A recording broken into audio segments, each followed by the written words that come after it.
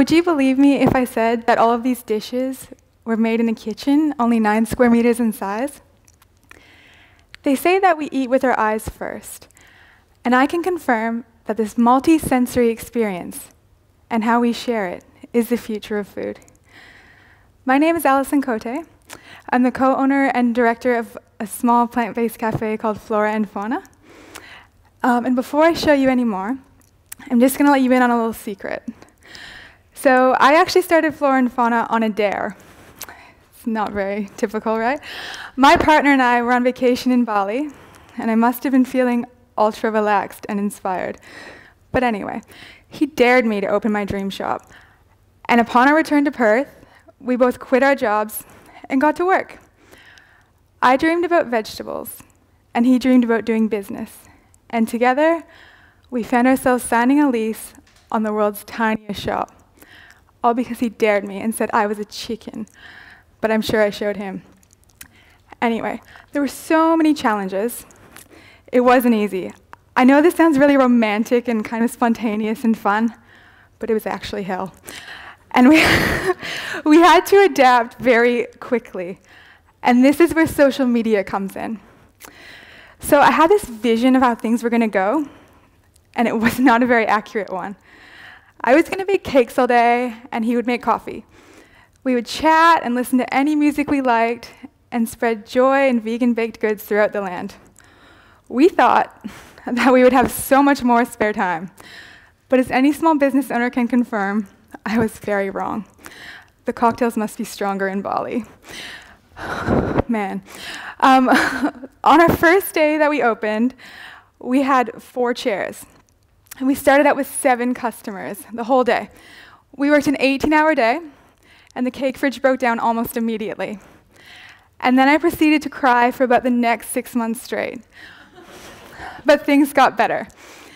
It quickly dawned on me that this is going to be a really brief encounter with my dreams if I didn't start getting more people in the door. So our challenges weren't just financial, but they were also spatial. We have an 18 square meter shop, and all of our furniture must be carried out and set up in an unsheltered laneway. This is awesome, obviously, during the summer, but not so cute in the winter. We're hidden from the main streets. So obviously my first thoughts were, how would people find us? And would we be able to make and sell enough food to continue, let alone thrive? So anyway, I started photographing every single mundane moment. We had a lot of spare time. So I would take pictures of every recipe, every cookie, every single cake, and I put them out into the world using Instagram. So this is just, it's changed my business in so many ways. And I have to say, there's so many ways to document things now that never existed before. In terms of food, we're thinking about food in such different ways. Through being able to share our food through photos and reviews, the actual act of eating becomes an experience in itself. It becomes a form of personal expression. It also becomes a bit of a status symbol. So anyway, I sort of took this idea and I ran with it. I was like, I'm going to make this work for me. So I built up this following, and I just kept adding and adding and adding. And eventually, as I put more photos out into the world, I could see our customer base grow, albeit slowly. And then people started playing along. So they would share their photos, and I would select the ones that suited my aesthetic and on-share them. And now, in terms of photo sharing and reviews and everything, I have to say, I know it sounds silly, but we eat 3 meals a day, and that's obviously 1,000 chances a year to get over an experience and move on to the next one. But these pictures and reviews, they stick around forever, and they can have an incredible impact on whether or not a small business survives. Now, this also means people behind the small business surviving and being able to feed themselves beautiful food. And there are people behind those businesses, and sometimes we forget. So reviews actually scared the crap out of me. I hate them. When I get a notification on my phone that we've been rated on Yelp or Zomato, my heart literally drops, regardless of what the rating is. And now people are usually kind, but there's something so much more empowering about a platform that allows the business owner and the patrons to engage in a productive dialogue. this changed my business. For me, this was like a survey that was ongoing. I was able to see what our customers were into based on the comments I received, the amount of likes on a photo, private messages, all this stuff. And then when it comes to sharing these photos, young people were integral to my business. We tend to criticize the younger generation's self-centeredness, their obsession with their phones, and their inability to see the lack of difference between a staged Instagram photo and real life.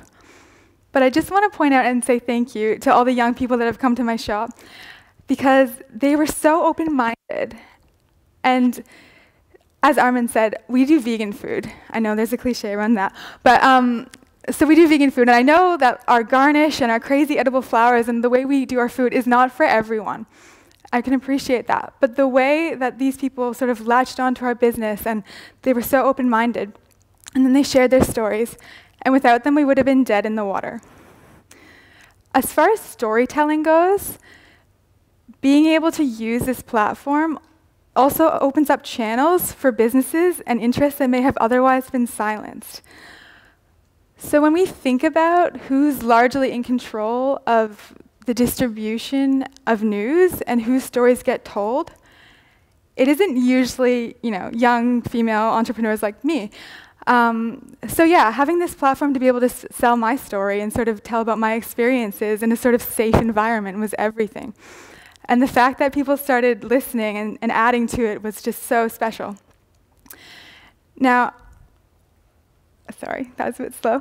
I have another little secret for you. I make the food at Flora and Fauna every day alongside our wonderful staff, but I'm not a professionally trained chef.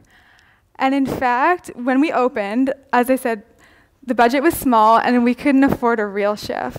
So my partner and I, it was just the two of us at first, we looked back and forth at each other and we kind of sized each other up.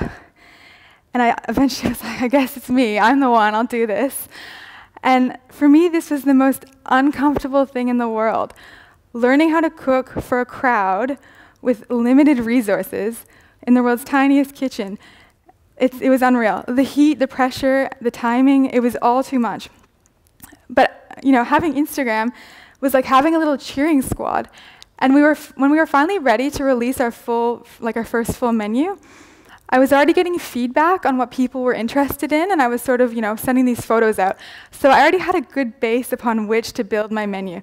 And it seriously gave me the confidence and the tools to move forward. And, it made me almost become a chef. I feel like it was like life school. It kind of gave me like a qualification, So anyway, these days I still work at Flora and Fauna every single day, except today.